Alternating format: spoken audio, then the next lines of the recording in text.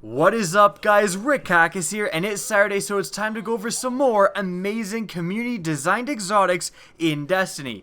Now, this is the only series that lets you submit your exotic weapon or armor ideas and have realistic concepts made from them. Now, that's because I partnered with the artist Benjamin Radiman, who makes these amazingly realistic exotic concepts. His art station is linked in the description down below. I urge you to check it out after the video. Now in today's video, we're going to go over 5 featured exotics, all of which came from ideas submitted in last week's video, and then at the end of the video, we're also going to shout out everyone whose idea was actually made into a concept. But before that, we're also going to talk about the proper way to submit your idea and some tips for getting selected. I really hope you guys watch that section because we get hundreds of submissions that are done in the wrong way, and those submissions are just not counted, so please watch that section.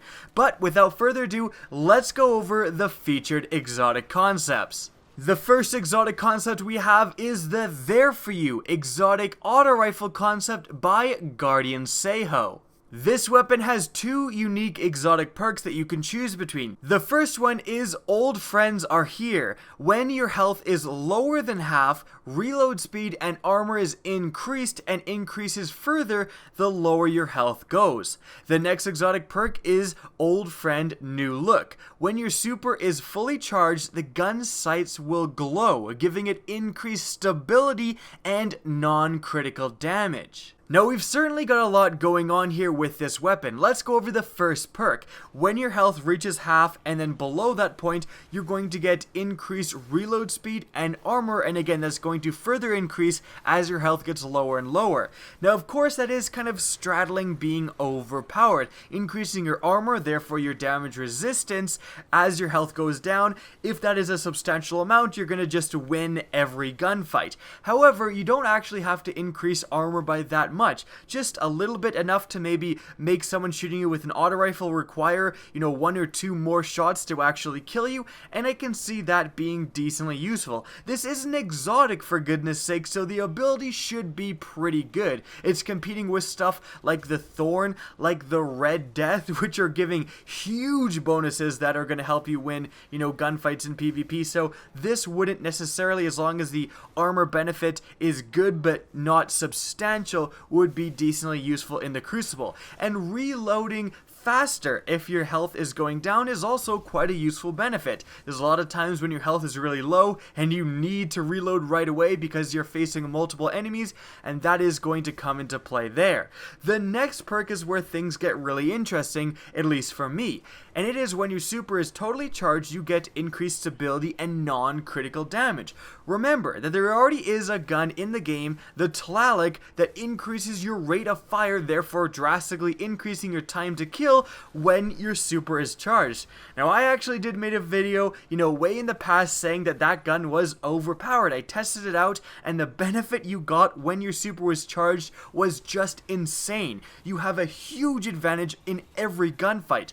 But it turns out that benefit is not usually worth that downside of having to not be able to use up your super, and the fact that that gun isn't heavily used in the Crucible kind of proves the point that you can have an ability like this that increases your time to kill by increasing non-critical damage. Non-critical damage is important. It doesn't necessarily rapidly increase your time to kill. It's not as good as a pure damage increase because it's only increasing body shot damage, which is going to make you more consistent, but again, not necessarily make you win a ton of gunfights, and isn't anything more egregious than Headseeker, to be quite honest. All in all, I think this is a very interesting and viable design for an exotic in Destiny. Now, the next exotic concept we're going over is the Rail Accelerator exotic auto rifle concept by Orion Hernandez. Now, the exotic perk for this weapon is Acceleration. Precision kills increase the rate of fire for a short time. Kills with an increased rate of fire return a small portion of your magazine. The increase to your rate of fire is only 10%, but increases exponentially. So apparently if you get more kills, it's going to increase more and more and more. Now this is definitely a very interesting ability. When I first read it, I thought that this would probably be overpowered in the Crucible, because increasing your rate of fire is going to increase your time to kill, and that is a very difficult thing to balance in PvP. However, there are some definite downsides with this ability. First and foremost, you actually have to get a precision kill in order for this to activate. So your first fight on every life, you are using a very basic, very average assault rifle against enemies that maybe are using more than average weapons, like again the Thorn or the Red Death or the Meta Multi-Tool. So you're actually going to have to go and get that first kill with an average weapon, and then you're going to have a more powerful version of that weapon. But then again, that perk is only going to be active for a few seconds, so you have to get a kill, and then an enemy is going to have to be nearby in your proximity in order for that perk to even matter. And then once you kill that, let's say there is an enemy nearby, you kill that enemy, then you're going to have like a really good gun. 20% increase to rate of fire is absurd, and you're then going to be able to start melting enemies from that point forward. But again, you're going to have to kill enemies in close proximity because it only lasts for a few seconds.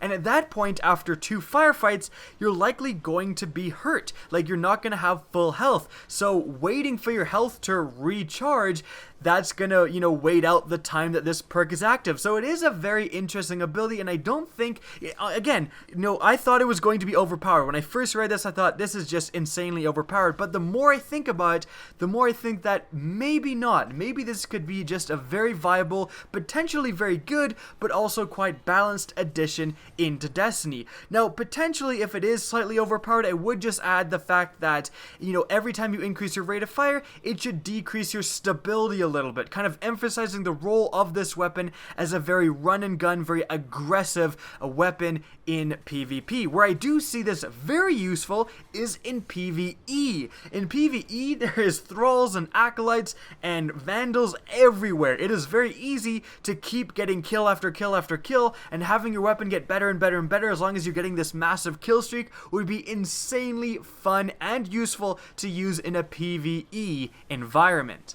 The next concept we're going over is the Sky Vanguard, exotic sniper rifle concept by Azrael Bokor.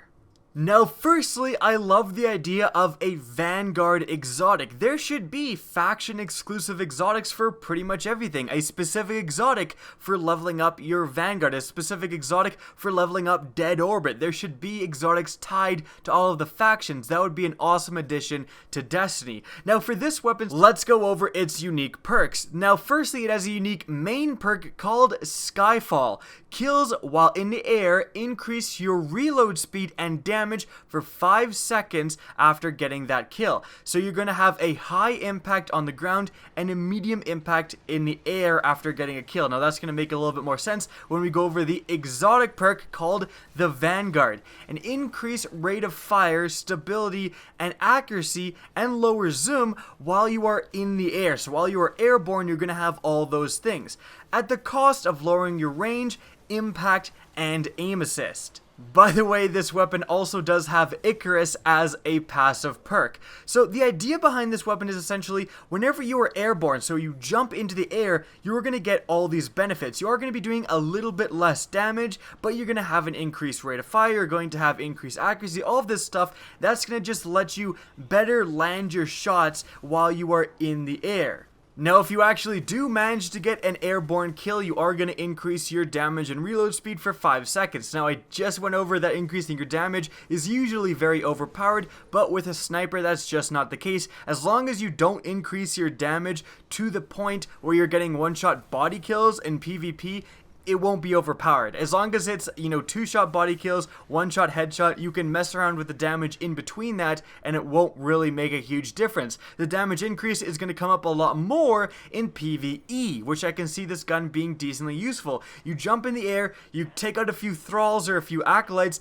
and then you've got a bunch of increased damage for taking down the boss. And at that point, you don't necessarily need to jump in the air. So it's just really kind of, this actually suits a very aggressive, very mobile sniper playstyle. Something that most other sniper rifles in the game right now in Destiny just don't even account for. Now the next concept we're going over is the Prince of Warfare exotic machine gun concept by Carlos Rubio.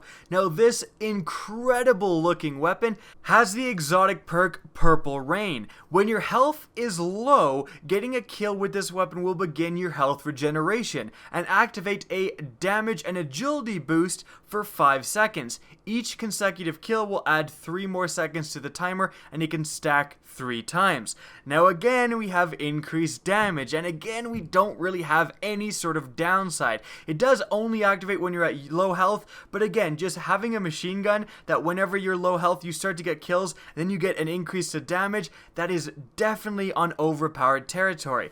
Now, the rest of the idea is very good. Getting an agility bonus, letting you kind of maneuver out of the way when you have low health is a great idea, and also starting your recovery isn't that bad of an idea either. That's a very useful perk, but it isn't necessarily overpowered. I could see this gun being very useful and very viable if it just made the damage bonus against minions of the darkness. It's already going to be quite good in PvP just with the agility and the recovery stats that you get when you get a kill at low health. That's already quite good. So adding a damage bonus to PvP as well just isn't necessary. Where it is good would be in PvE. So the damage bonus only affecting minions of the darkness would be a great way to make this gun extremely viable. And the last exotic concept we're going over is the Sun Spear exotic laser rifle concept by I've Gone Fishing. Now this is a very interesting idea, and you may be wondering, well, what is a laser rifle? Well, I've Gone Fishing thankfully has included what that is with the main perk called Laser. Now it fires a continuous laser that deals a little damage at first, but chisels away at the defense of the target the longer the laser is trained on the enemy, up to a 50% debuff in non-boss targets. Now debuffs are removed if the laser stops hitting the target. Essentially what this does is you have a continuously damaging laser. When you start to hit the target, it's not going to be doing very much damage, but it's going to increase in damage over time. So maybe you start shooting an enemy and it's going 5, 5, 5, 6, 6, 6, 7, 10, 7, and it keeps increasing in damage until you stop shooting that target. Now for the exotic perk, it's called Sun Spear. Targets catch on fire if the laser is trained on them for 2 or more seconds. Now I love the idea for this weapon, and I would argue that laser rifles don't necessarily need to exist in an exotic, although they certainly could with this idea, but they should also just be their own gun type. Again, a continuously damaging laser that does more damage as long as you are trained on that target. And then you just make the damage ramp up a certain amount that can give you a fair time to kill. It would be very easy to implement something like this into Destiny. These weapons would also be quite useful against PvE targets because you're shooting them for so much longer, they have so much more health, and being able to ramp that damage up considerably would be quite good. Now of course the downside is that if the target jumps out of the way and you stop hitting that target, you're going to have to start at the minimum damage and ramp up again. That is the balancing factor. Now for this weapon specifically, getting targets to catch on fire after 2 seconds would be very useful for PvE, but completely useless in PvP. That's because almost all of the time to kills in PvP right now in Destiny are under a second. It doesn't seem like it, but actually statistically they are. Like most hand cannons, for example, are like 0.8 seconds and stuff, so this weapon lighting people on fire after 2 seconds, well, they're already long dead by then in PvP. So if you wanted it to come up there, it would have to be like 1 second or something. But it's totally fine to have a PvE focus perk as well, and being able to light bosses and, you know, access minotaurs and all of that stuff on fire after shooting them for 2 seconds, that would be quite useful. Now that's going to be it for the exotics we're going over today. Let's talk about the proper way to submit your idea and some tips for getting selected. Now firstly, for submitting your idea, what you have to do is simply reply with your idea to one of the threads I'm going to leave in the comment section down below. So I'm going to make a thread saying reply with your idea here, and it's going to be a long comment and it goes over what you should try to have for your submission to definitely increase your chances to get selected. So make sure you read my comment in its entirety. Now those threads do fill up to their 500 response limit kind of quickly, and then I'll be back in there to make the thread number 2. Benjamin does look at both thread number 1 and thread number 2. Don't think if you're in number 2 you're completely screwed. Now very importantly, again, they fill up pretty fast. If you can't find thread number 2, just hit me up on Twitter at rickcacus and say, hey, put in thread number 2, and I'll be there as quickly as I can to do that. Now the important thing is that only the ideas replying to these official threads are counted for the ideas. If you're putting your idea in the normal comment section, it's not looked at. If you're putting your idea in a reply to a comment I've made or that Benjamin has made that has nothing to do with these official threads, it won't be counted.